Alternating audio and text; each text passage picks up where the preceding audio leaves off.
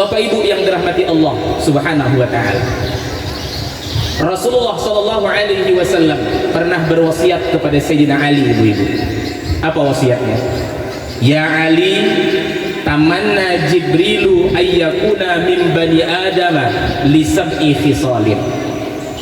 Malaikat Jibril, Pak, Bu, kepengen untuk menjadi manusia.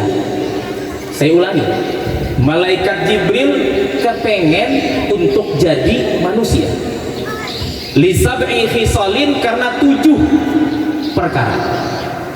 Ada 7 perbuatan manusia yang ganjarannya luar biasa daripada Allah, sampai-sampai membuat malaikat Jibril ingin menjadi manusia.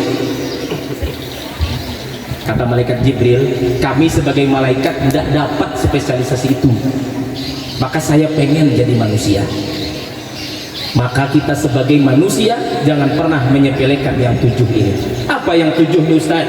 Yang pertama, as-shalawatil khamsi ma'al imam, salat berjamaah. Tidak dihitung sempurna salatnya orang yang rumahnya berdekatan dengan masjid, kecuali salatnya berjamaah di masjid bagi laki-laki. Yang pertama, salat berjamaah. Ibu-ibu usahakan sholatnya berjamaah. Kalau bisa jamaah di rumah silahkan, tapi kalau tidak memungkinkan sholat jamaah di rumah karena bapak dan anak-anaknya semuanya ke masjid, maka ikutlah berjamaah ke masjid atau surau. Saya sering Bapak Ibu pergi ke luar daerah. Pernah saya datang ke satu kampung, jamaah laki-lakinya banyak betul, tapi perempuannya sedikit. Dan saya tidak mempermasalahkan, karena mungkin yang ibu-ibunya jamaah di rumah. Suatu ketika saya datang ke suatu kampung, menginap saya di sana, jamaahnya ibu-ibu yang banyak, 3-4 saf ibu-ibu, laki-lakinya 1 saf tak ada.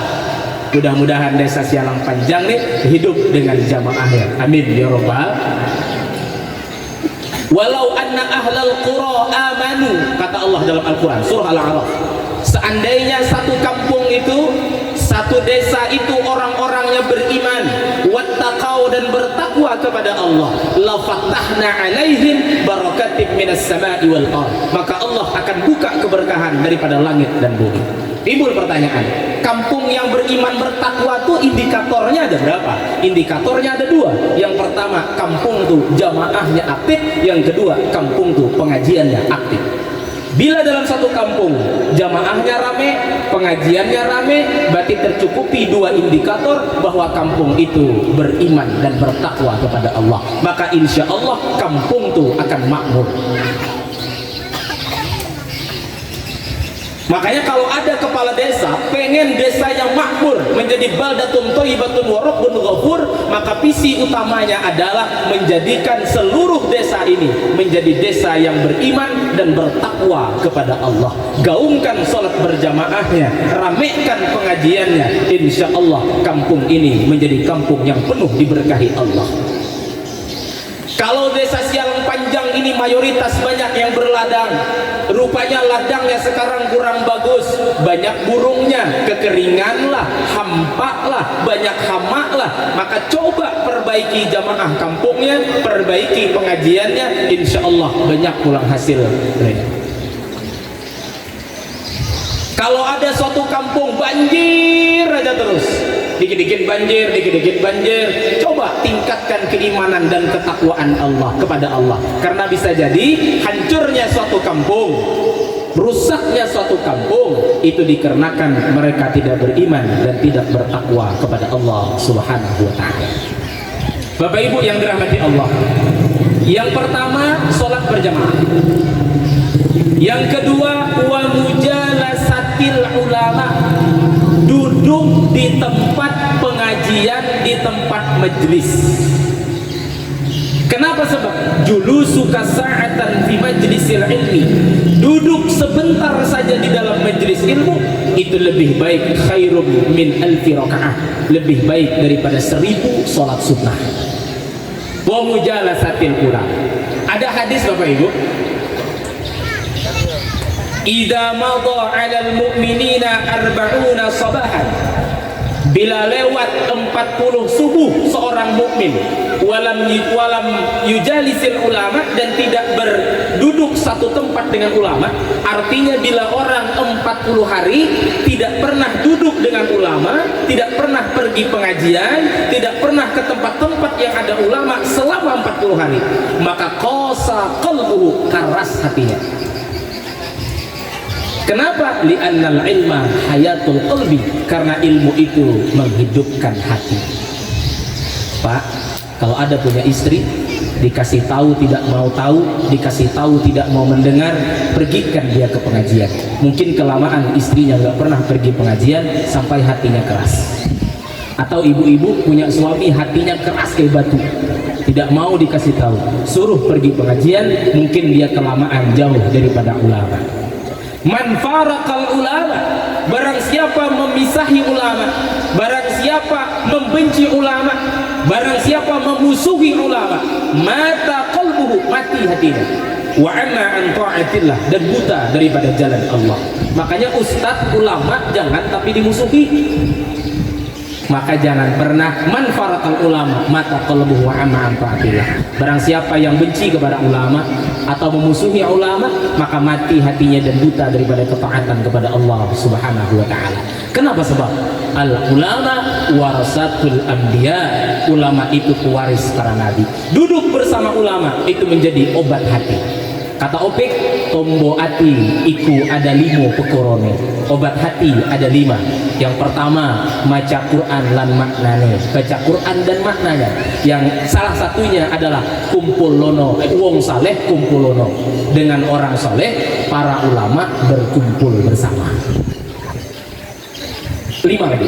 Yang ketiga, yang sangat besar pahalanya membuat malaikat Jibril kepengen menjadi manusia adalah wa'iyadatil marid, menjenguk orang yang sakit. Kalau ada saudara yang sakit, ibu, kalau ada tetangga yang sakit, dijenguk. Kalau ada kawan kita yang sakit, adik-adik, kawan-kawan semuanya, dijenguk.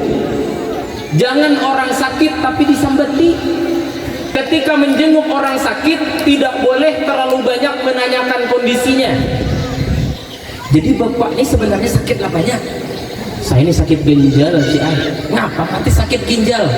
Anu kebanyakan ini. Orang baik jangan kayak itu. Jangan. Cukup tanyakan.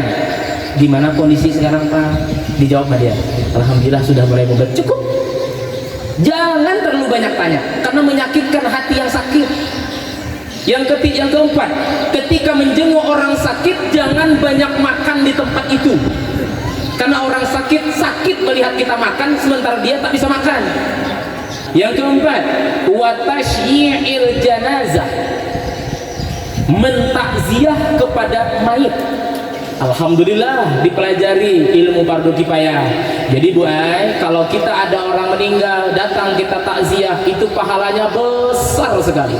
Dalam satu hadis disebutkan, kalau kita pergi takziah sampai selesai pemakaman, itu kita mendapatkan 2 pahala sebesar Jabal Uhud, sebesar gunung Uhud.